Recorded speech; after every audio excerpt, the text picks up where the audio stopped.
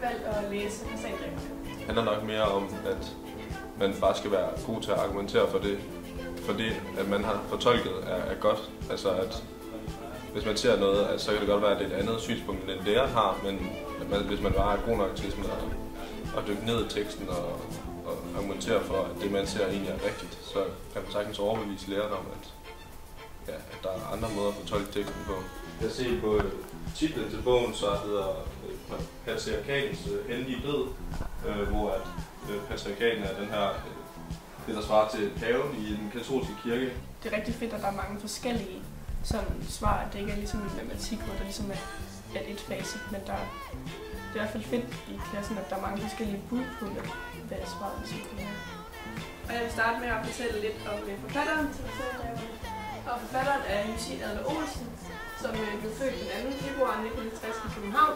Bogen handler om, det er død i noget. Adams bror er blevet myrdet. Han debuterede som romanforfatter i 1997 med sin kendte roman Alfabethuset.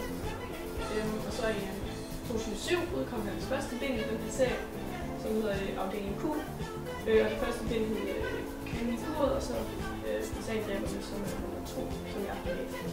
Jeg synes, det er rigtig fedt, at der er rigtig mange forskellige ting, vi laver i dansk. Altså, der er både vi så kortfilm, og der er også dokumentarer, vi skal analysere, og der er også forskellige tekstmaterialer, som sange, vi har arbejdet med, og vi også arbejder med forskellige digte. Og det er sådan en russisk-dansk kærlighedshistorie i Sovjetunionen om, hvordan det er at flygte ud af Sovjetunionen, og hvordan den her forbudte kærlighed sådan opstår, og hvordan de kommer ud af landet. Og lidt om fortællerteknikken, så er der i bogen alvidende tredje personsfortællere, som har den her skiftende synsvinkel.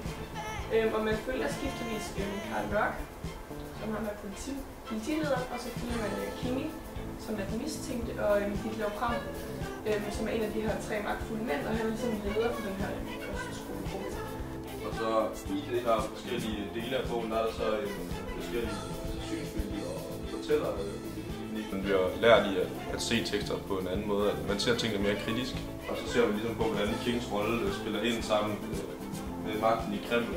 Man lærer at se, at okay, der er måske en grund til, at de skriver det her, eller det her det virker måske ikke helt troværdigt. Hvorfor gør det ikke det?